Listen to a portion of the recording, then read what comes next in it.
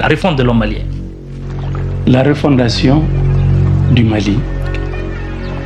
J'ai suivi les débats au niveau des ANR, des Assises nationales de la refondation. Mais je suis catégorique sur ce que je vais vous dire tout de suite. C'est que la refondation du Mali se fera avec l'islam ou ne se fera jamais.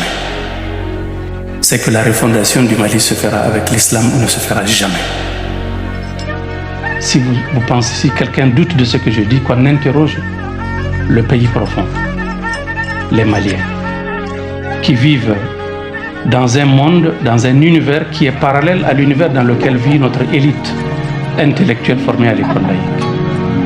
Il faut que ce fossé qui sépare ces deux univers-là, qui soit comblé pour que nos représentants, les représentants de notre pays, les dirigeants de notre pays, les responsables de notre pays, pour qu'ils puisent leur force dans nos réalités culturelles et nos réalités sociétales.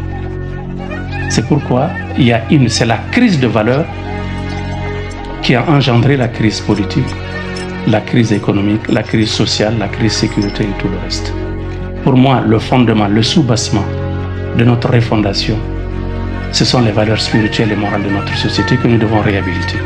Et il est important que notre élite intellectuelle s'y reconnaisse et se convainque de cela. C'est justement cette compréhension de la laïcité que nous dénonçons. La laïcité qui devient le contraire de la religion, nous ne sommes pas pour cette laïcité-là. Donc c'est ce que nous dénonçons. La liberté d'expression ne permet pas de faire ce qui a été fait.